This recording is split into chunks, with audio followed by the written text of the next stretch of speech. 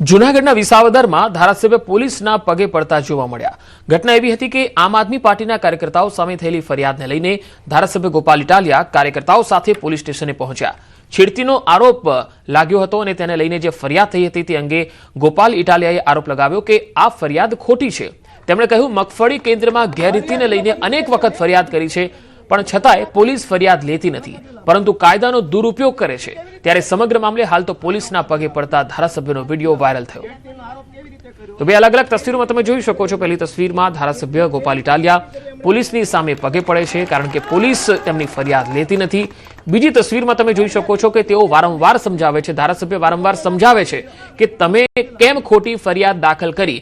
ત્યાં પોલીસ, જે મહિલા પોલીસ છે, એ મૌન ધારણ કરીને બેસે છે અને તપાસ ચાલુ છે એવું રટણ કરે છે। તો અન્ય એક તસવીર પણ છે જેમાં ગોપાલ ઇટાલિયા કહે છે કે ખેડૂતોના મુદ્દાને લઈને આવો સાંભળીએ કે શું કહે છે।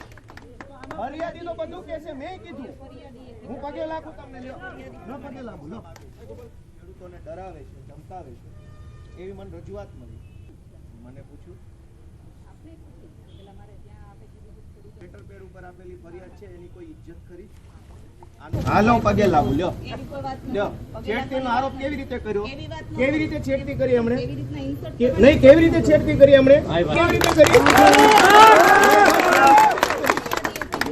ફરિયાદી તો બધું કહેશે, મેં કીધું હું પગે લાગુ તમને લ્યો ન પગે લાગુ લો છેડતી કેવી રીતે કરી બેન, હાલો પગે લાગુ લ્યો લ્યો છેડતીનો આરોપ કેવી રીતે કર્યો, કેવી રીતે છેડતી કરી हमने નહીં, કેવી રીતે છેડતી કરી हमने કેવી રીતે કરી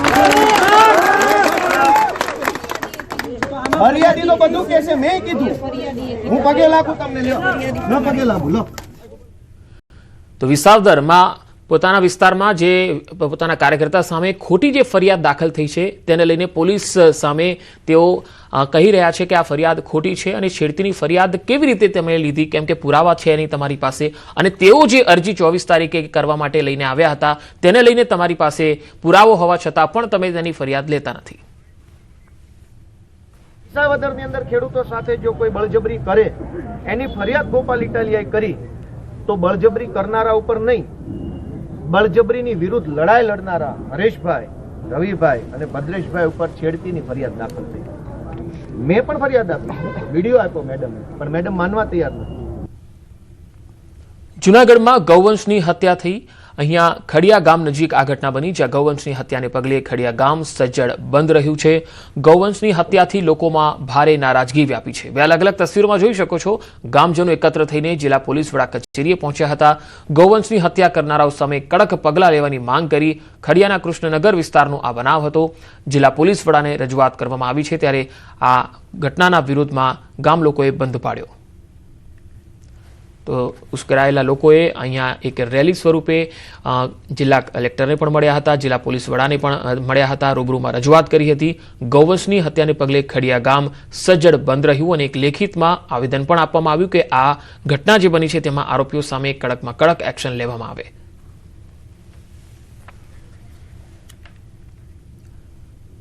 ઉત્તર પ્રદેશના રાજ્યપાલ આનંદીબેન પટેલે મહેસાણા જિલ્લાના કડી નજીક આવેલા થોડ પક્ષી અભયારણ્યની મુલાકાત લીધી। તેમણે અભયારણ્યમાં પક્ષી દર્શન અને નિરીક્ષણ કર્યું।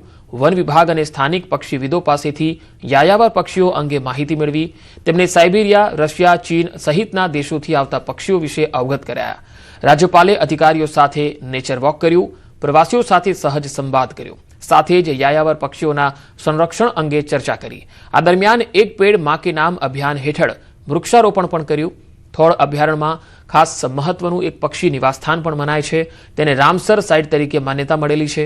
મોટી સંખ્યામાં દેશી અને વિદેશી પક્ષીઓ અહીંયા જોવા મળે છે। થોડ પક્ષી અભયારણ્ય 118 જાતિના પક્ષીઓ માટેનું સંવેદનશીલ રહેઠાણ છે।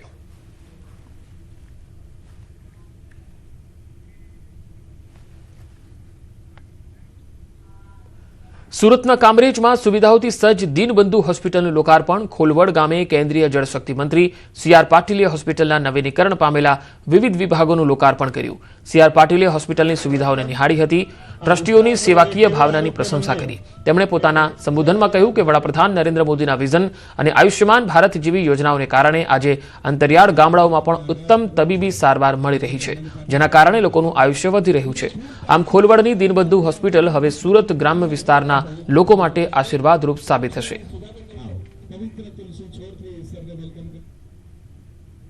दूर दूर अंतरियाळ विस्ताરમાં પણ હોસ્પિટલ બની, કેટલાય બિલ્ડરો એમાં ઇન્વેસ્ટ કર્યું, કેટલાય ડોક્ટરો એની સાથે જોડાયા અને એના કારણે અંતરિયાળ ગામમાં જે પેશન્ટ હતા એમને ત્યાંને ત્યાં સારવાર મળી। રાજકોટથી ખોડલધામ સુધી યોજાયેલી સરદાર યાત્રાનું સમાપન થયું। સરદાર વલ્લભભાઈ પટેલની 150મી જન્મજયંતિ નિમિત્તે સરદાર એટ 150 સ્વદેશી પદયાત્રાનું આયોજન થયું હતું। યાત્રાએ 27 કલાકમાં 65 કિલોમીટરનું અંતર કાપ્યું। યાત્રાના સમાપન બાદ કેન્દ્રીય મંત્રીઓ અને ધારાસભ્યોએ ખોડલધામમાં ધ્વજારોહણ કર્યું। તમામ આગેવાનોએ મા ખોડલના દર્શન કર્યા। ટ્રસ્ટ દ્વારા યાત્રિકોનું સ્વાગત થયું। આ પ્રસંગે ભાજપની નવી ટીમને અભિનંદન પાઠવાયા। બાળકો દેશભક્તિના વેશમાં જોવા મળ્યા। પોલીસે સમગ્ર રૂટ પર સારી વ્યવસ્થા જાળવી અને યાત્રા શાંતિપૂર્ણ રીતે સંપન્ન થઈ। તો બે અલગ અલગ તસવીરોમાં આપણે જોઈ રહ્યા છો કે કેન્દ્રીય મંત્રી ધારાસભ્ય પણ તેમાં ઉપસ્થિત છે અને આ યાત્રાએ લગભગ 65 કિલોમીટરનું અંતર પણ કાપ્યું। ખોડલધામ ખાતે ધ્વજારોહણ કરવામાં આવ્યું અને શાંતિપૂર્ણ માહોલમાં આ યાત્રા પણ સંપન્ન થઈ।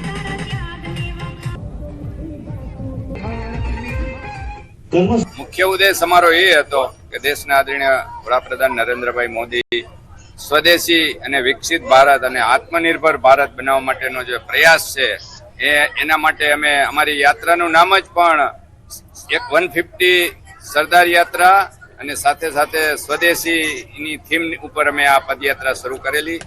તો ખોડલધામ ખાતે આ ધ્વજારોહણ કરવામાં આવ્યું હતું। સરદાર યાત્રાનું ખોડલધામ ખાતે સમાપન થયું હતું। ગીર સોમનાથના તાલાલામાં ભૂકંપનો આંચકો અનુભવાયો છે। 3.2ની તીવ્રતાનો ભૂકંપનો આંચકો આવ્યો। સવારે 6 કલાક અને 7 મિનિટે ભૂકંપનો આંચકો અનુભવાયો। તાલાલાથી 18 કિલોમીટર દૂર ભૂકંપનું કેન્દ્રબિંદુ નોંધાયું છે। તો ગીર સોમનાથના તાલાલામાં ભૂકંપનો આંચકો અનુભવાયો। 3.2ની તીવ્રતાનો ભૂકંપનો આંચકો। વધુ માહિતી મેળવીએ। ગીર સોમનાથથી સંવાદદાતા દિનેશ સોલંકી મારી સાથે જોડાયા છે। દિનેશ, આજે ભૂકંપનો આંચકો આવ્યો છે એ તાલાલાના કયા કયા વિસ્તારોમાં અનુભવાયો છે અને બાકી જિલ્લાના બીજા તાલુકામાં પણ લોકોએ અનુભવ્યો છે?